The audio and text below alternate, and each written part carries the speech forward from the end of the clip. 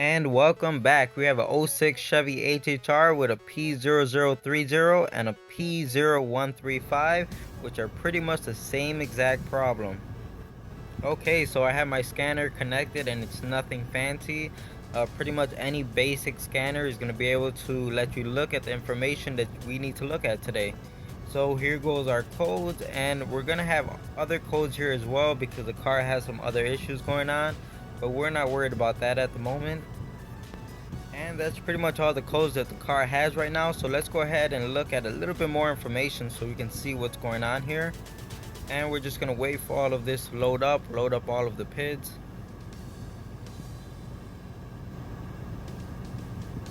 Okay, and let's scroll down. This car is a 4-cylinder, so I believe it only has one bank. But let's scroll down to our upstream oxygen sensor and have a look at it. And for good measure, let's just go ahead and look at our short-term fuel trims.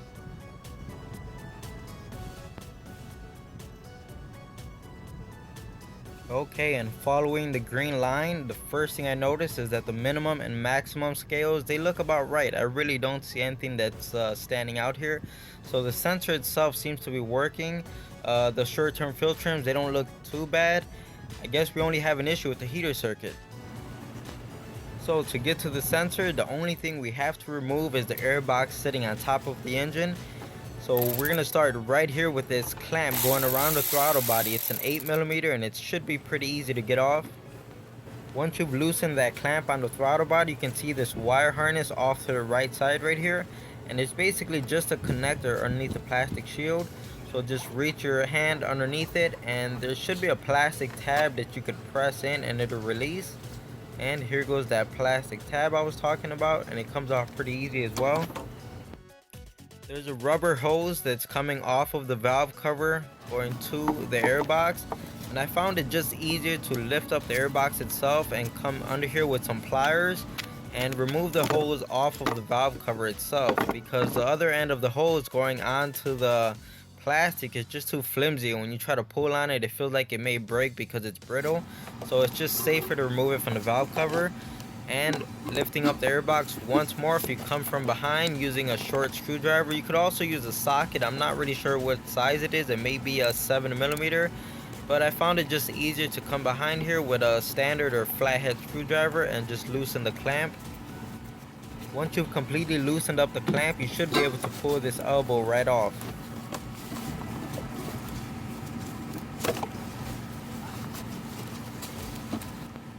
After removing that final elbow, I was able to remove the entire airbox, but on this car we have a broken bracket. So the bracket actually came up with the airbox, as you can see right here. I'm going to show you how to remove it anyway. The bracket is supposed to stay attached to the vehicle, and you should be able to just pop the airbox upward and it'll come off. And with the airbox out of the way, we have much more space to work with. And if you look behind the engine, right attached to the exhaust manifold, you can see the oxygen sensor.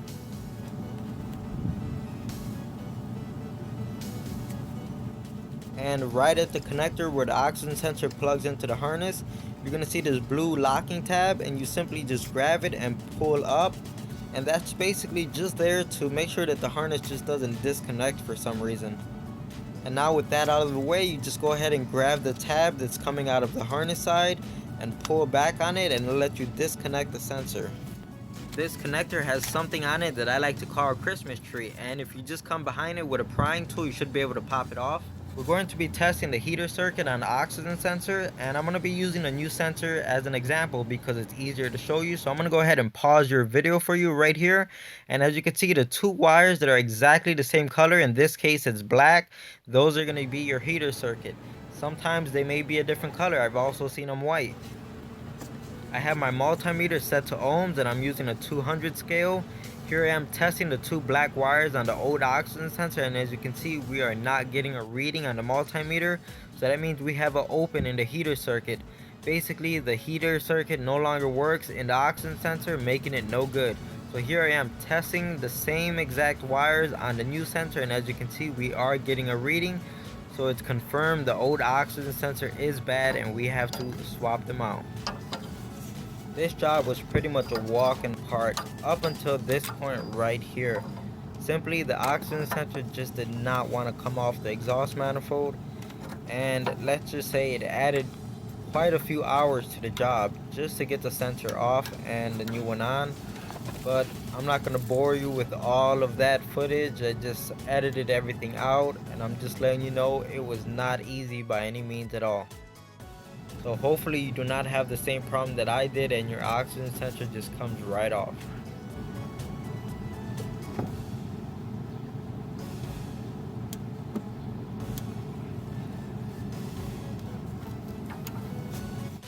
Many hours later. Okay, so here's where we are so far. As you can see, I did get the oxygen sensor off. However, there are a few tips I have to give to you. So this right here more or less is a normal oxygen sensor socket. As you can see, it has the slice cut into the side for the wire. And here goes another socket that's pretty much the same thing. The problem with these is because of the slice on the side, the socket itself isn't as strong as it can be. So if you have to apply so much torque, it's going to end up rounding off the sensor. As you can see, it was starting to happen on this one. So once I felt that the sensor felt like it was slipping, I knew better than to keep going forward. So I just backed off and I cut the wires right off of the old sensor because I had no other option. And now you could fit a 22mm right over the old oxygen sensor.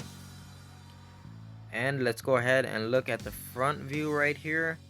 And as you can see, it's a perfect fit. So there isn't going to be any type of play or anything like that. You especially do not want to use a 12-point socket on this. It has to be a 6-point. And here's the setup I was using. As you can see, I needed extreme leverage to get this thing off, but eventually it did break loose and it did come out. When you buy a new oxygen sensor, it should have come with some type of anti-seize or anything like that. So make sure you go ahead and apply a little bit of that on the threads. Do not get it on the sensor itself. Now, when you're removing a sensor, you could get away with cutting the wire off and putting a regular socket over it. But when you're installing a new one, there's no way around it. You're going to need an oxygen sensor socket.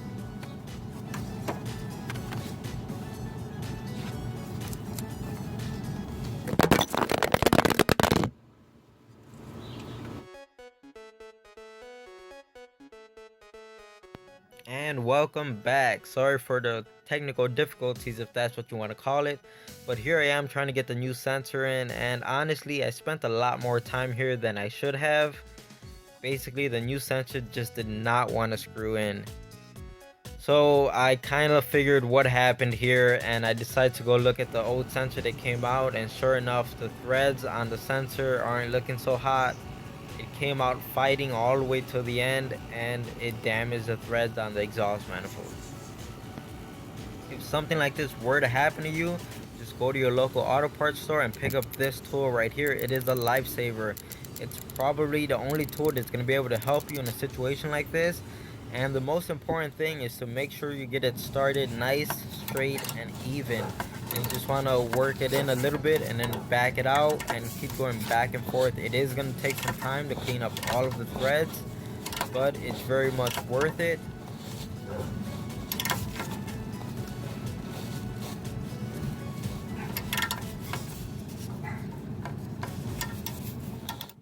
That whole process took some time and I didn't really film any of it.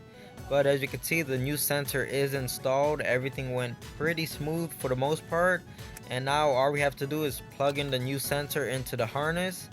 And don't forget about that Christmas tree thing on the back, and just go ahead and set that back in its place.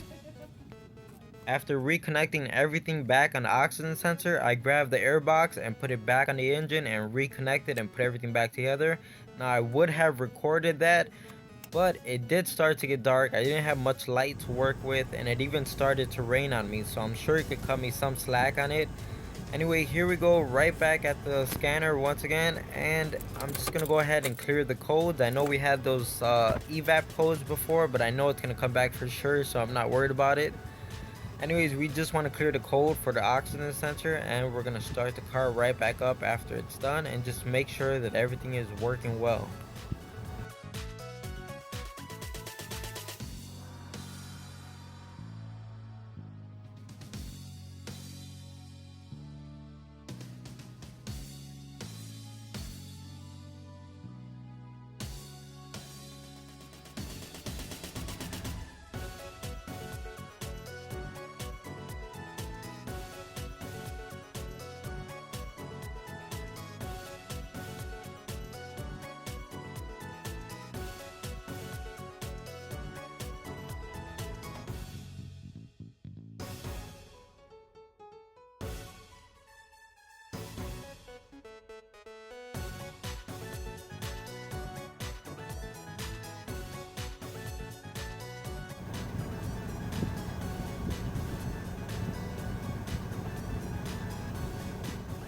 Okay, so the new sensor seems to be working well, and most importantly, there isn't any more codes for the heater circuit, so that's a fix.